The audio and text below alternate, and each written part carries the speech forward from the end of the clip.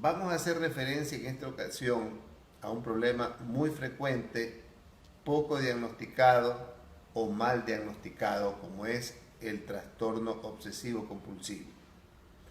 Y su diferenciación con lo que es la personalidad con rasgos obsesivos. El trastorno obsesivo compulsivo, antes considerado dentro de las llamadas neurosis, afortunadamente ya se lo ha sacado de ese contexto y el término neurosis también ha desaparecido dentro de la terminología psiquiátrica, para quedarse como un trastorno con el mismo nivel de preocupación y de gravedad como por ejemplo el trastorno bipolar o el trastorno esquizofrénico. El trastorno obsesivo compulsivo es un trastorno realmente frecuente, mal diagnosticado o poco diagnosticado. ¿Qué quiere decir eso? Muchas veces se lo confunde con otro tipo de patologías como por ejemplo la esquizofrenia. Y ya vamos a ver por qué. Y en otras ocasiones pasa desapercibido como un problema simplemente de conducta. El trastorno obsesivo compulsivo se caracteriza por la presencia de ideas intrusas en la mente del paciente que lo atormentan y que las experimenta a despecho de su voluntad, es decir, por más que él quiere sacárselas de la cabeza, no puede sacárselas. Y eso origina como una especie de defensa, una serie de rituales de diversa naturaleza como para tratar de paliar las ideas obsesivas. Por ejemplo, si la persona se siente atormentada por la idea de que está sucio o contaminado, recurre a lavarse o a limpiarse por muchas ocasiones, lo que constituye a la larga lo que se llama un ritual de limpieza. Pero las cosas no son tan simples, tratemos de entender cómo es que se produce este camino de la obsesión. El núcleo del trastorno obsesivo compulsivo es la ansiedad o la angustia. Esta ansiedad o angustia genera en el paciente o en el individuo en general algo que yo llamo como moverle el piso. Le mueve el piso y le produce al paciente inseguridad.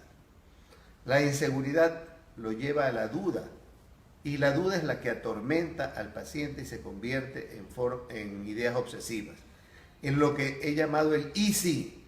¿Y si estoy contaminado? ¿Y si las cosas no salen? ¿Y si realmente me están perjudicando? ¿Y si todas las cosas me salen mal? El ¿y si? Es lo que atormenta al paciente. Para contrarrestar este tormento, busca el paciente un ritual. Uno de los rituales muy frecuentes son los rituales de verificación. Y si dejé mal cerrada la casa o no dejé cerradas las llaves del gas o la llave del agua, el paciente regresa y verifica 2 y 3 veces y 4 veces. Y esto, lejos de tranquilizarlo, lo angustia más porque lo limita. Llega un momento en que no puede salir de su casa porque se queda verificando si las puertas están bien cerradas 4, 5, 10 y 20 veces. La verificación o los rituales como los lavados de manos, como los rituales de hacer oraciones para combatir las ideas pecaminosas que se le vienen a la cabeza, etc., buscan tranquilizar, pero no tranquilizan al paciente y al no tranquilizarlo le generan más angustia, cerrándose así el círculo de angustia por muchas y muchas y muchas ocasiones. Esta angustia repetitiva y este círculo que está dando la vuelta de las obsesiones, verificaciones y rituales termina agotando al paciente y deprimiéndolo.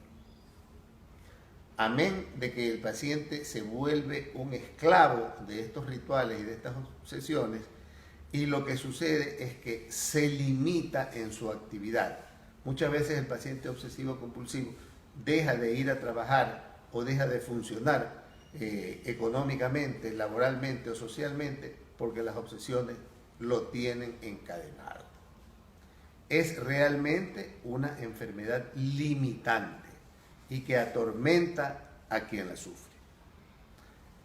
Esto se diferencia de la personalidad con rasgos obsesivos, porque si bien es verdad existen ideas de duda, existe una personalidad ansiosa con dudas y verificaciones, pero no a un nivel limitante. Es más, el que tiene rasgos obsesivos en su personalidad en ocasiones es muy eficiente y es apreciado en su lugar de trabajo, porque al ser un poco verificador es ordenado, meticuloso, perfeccionista y hace muy bien las cosas y le salen estupendamente perfectas y en un orden de tiempo y de calidad que son muy convenientes para el trabajo.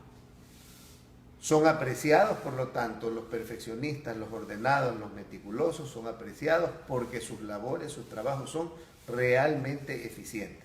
El problema viene cuando se descompensan y la obsesión los comienza a consumir porque sus niveles de angustia han aumentado.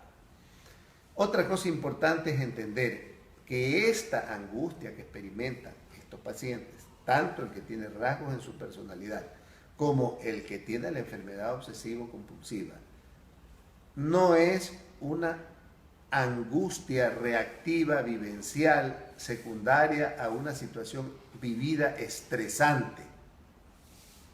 Esto es importante. Por eso es que no es una neurosis.